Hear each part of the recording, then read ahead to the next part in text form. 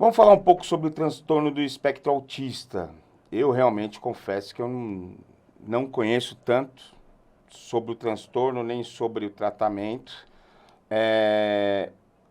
A gente precisa esclarecer bastante. Cada dia eu tenho convivido mais com pessoas que têm familiares com problema, com o próprio problema mesmo, né? E a gente está percebendo que está crescendo muito o número de autistas. Não sei se pode falar também de grau, porque não sei se isso existe ou não, eu gostaria de esclarecer isso. Se a gente consegue ter um tratamento precoce, outro dia eu escutei que quanto mais você antecipa e reconhece, você consegue fazer alguns exercícios, algumas Sim. coisas que fica um autismo um pouco menos, eu não sei, daqui a pouco você vai falar como que é isso. E eu tenho me colocado, e eu quero me colocar muito à disposição para mim interagir sobre isso e para mim falar, para mim conseguir conversar mais com as pessoas sobre esse assunto. Mas O transtorno do espectro autista, de novo, é um transtorno do neurodesenvolvimento. Então, a gente também está falando de um cérebro que, na hora de se matura de uma forma diferente. Então, a gente também está falando de um cérebro neurodivergente. As principais questões que estão vinculadas com esse transtorno é a questão do relacionamento interpessoal mesmo.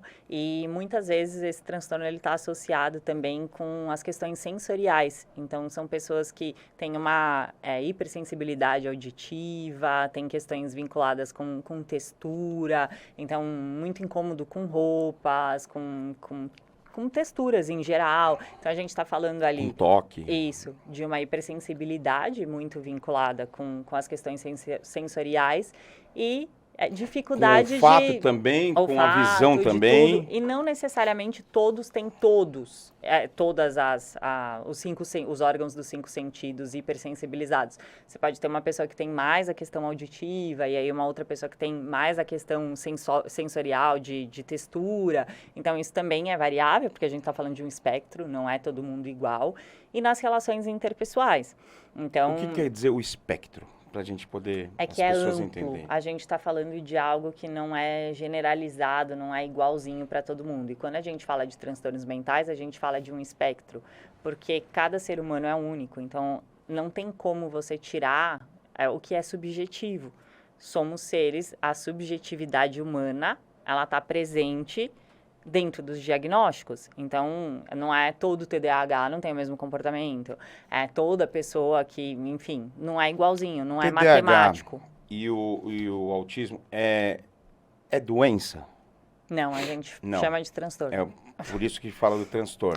Porque uma doença seria algo que gripe é doença. Vem e passa, né?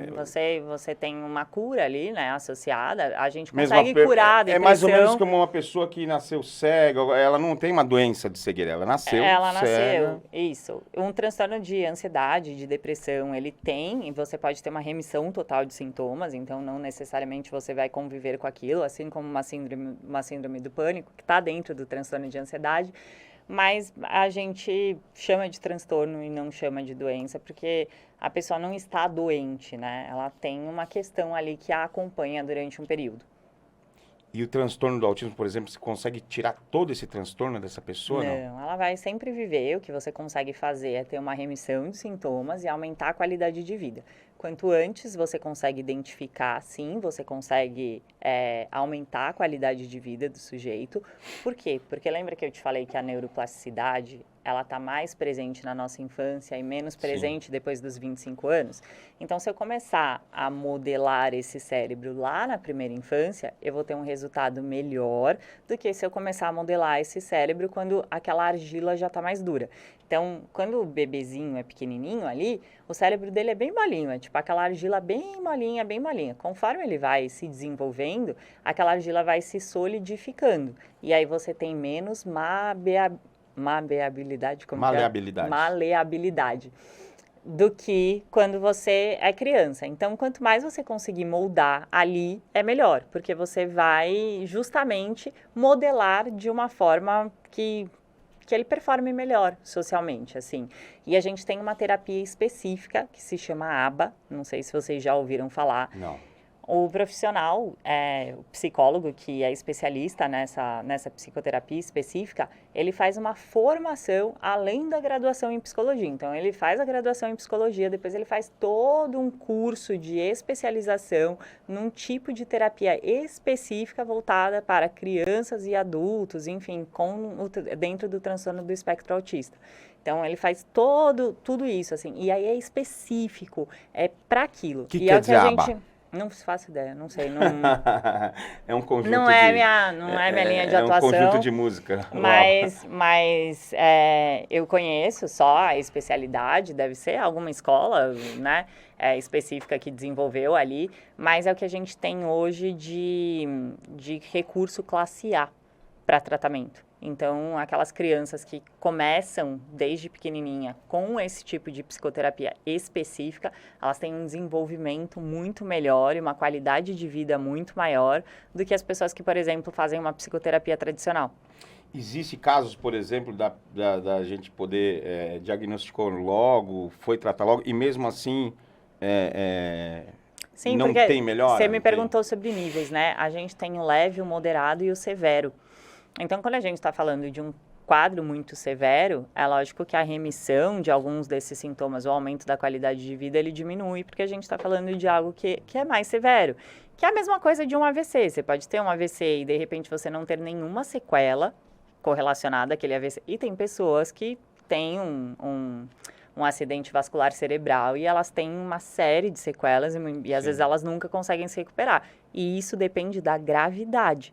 E a mesma coisa, quando a gente fala de um sujeito que tem o transtorno de uma forma severa, a gente está falando de um tratamento mais difícil, né, com mais desafios. O que não significa que não se deve tratar, o que não significa que você não vai aumentar a qualidade de vida. Vai melhorar. Sim. Sempre, né? Ideal é que você sempre trabalhe, que você sempre busque, que você sempre faça alguma coisa com relação àquilo.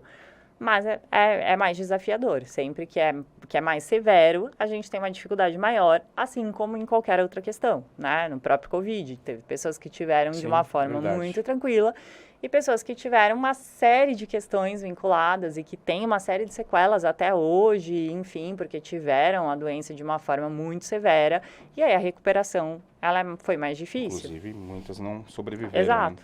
Né? Existem sinais precoces? Você já falou que como é um espectro, então ele se manifesta diferente em cada indivíduo. Em cada um, né? Então, mas existem alguns sinais que a gente consegue detectar, sinais que todos têm? Não, que todos têm, não. Um ou dois sinais que sempre está lá. Vamos falar mais de alguns sinais gerais que as pessoas podem ter ali como sinal de alerta, quando o bebezinho anda na pontinha do pé, sabe? Anda muito na pontinha do pé. As crianças fazem isso, mas quando faz com muita constância, dificuldade de contato visual, então você não responder quando se chama pelo nome, a criança está brincando ali num ambiente, aí você entra, sai daquele ambiente, conversa com ela e ela simplesmente não consegue identificar a tua chegada, então é um sinal de alerta. Se você chama a criança pelo nome e ela não olha para você, se ela passa muito tempo manipulando o mesmo objeto sem ter essa troca, porque geralmente a criança pequena, ela se desestimula com mais facilidade. Então, durante um tempo, ela fica estimulada ali com um determinado objeto e logo ela quer trocar. É natural que você veja isso, esse comportamento. A criança ela está o tempo inteiro querendo conhecer tudo. Ela tem um instinto mais explorador. Então, quando a gente diminui esse instinto explorador, ele também é um sinal de alerta. Se a criança manipula objetos de uma forma diferente do normal, então ao invés de eu brincar com o carrinho com a rodinha para baixo, eu coloco essa rodinha para cima e fico passando a mão ali, rodando a rodinha para cima. Se o tempo todo eu não tenho muita autonomia, então assim, é uma criança que ao invés dela pegar as coisas, ela geralmente leva o braço dos pais para que um terceiro faça. Ela tem uma dificuldade de relacionamento com outras crianças, então tá todo mundo brincando ali no tanquinho de areia e ela tá junto com outras crianças, mas ela não está interagindo com outras crianças. Então esses são os principais sinais de alerta na infância. E ele pode ser, o transtorno autista, ele pode se manifestar em momentos diferentes? Por exemplo, a criança, pelo que eu entendi, já nasce com isso, mas ela É, neurodesenvolvimento, né? É, Então, então, assim, ela vai, geralmente... De repente parece que tá tudo normal e geralmente faz um é ano, assim. 2 anos, de repente É isso, acontece. geralmente o que acontece. Ela tem um desenvolvimento dentro dos padrões de métrica, enfim, e aí a partir ali da idade, normalmente é mais identificado com o início da fala, porque o início da fala tende a ser atrasado, e é aquela criança que demora mais para falar e os pais tendem a começar a buscar algum tipo de auxílio, porque a criança está com 2 anos e ainda não consegue se comunicar, e aí eles percebem que quando outras crianças nessa idade já têm um nível de vocabulário maior e conseguem se comunicar com uma certa facilidade, então geralmente é nessa idade que se procura. E, de novo, quando é mais severo, às vezes, e hoje com toda a informação, às vezes tem gente que com mais precoce consegue identificar. Mas normalmente é o próprio pediatra que começa a identificar alguma coisa, que procura fazer um Os encaminhamento. pediatras estão preparados hoje para isso? Com certeza, Então, com certeza. A gente fala muito disso, né? é porque aumentou muito, né, o número. E É que tende a aumentar hoje mais. hoje a gente consegue identificar mais, né? Então, toda vez que você tá Antes pescando... as pessoas falavam mais que era birra, era alguma coisa você assim. tá pescando e a tua rede tem um buraco muito grande, passa muito peixe, né? Conforme você vai lá e testa essa rede de uma forma que os buracos ficam menores, a chance de você pegar mais peixe é muito maior. Então, hoje a gente consegue ter uma identificação muito maior. Então, é muito mais fácil. Aqueles peixes que passavam, hoje não passam mais. Então, a gente tende a achar que aumentou muito, mas o que... Porque, na verdade, na verdade, o que número aumentou poderia ser, foi o mas conhecimento foi o sobre. conhecimento.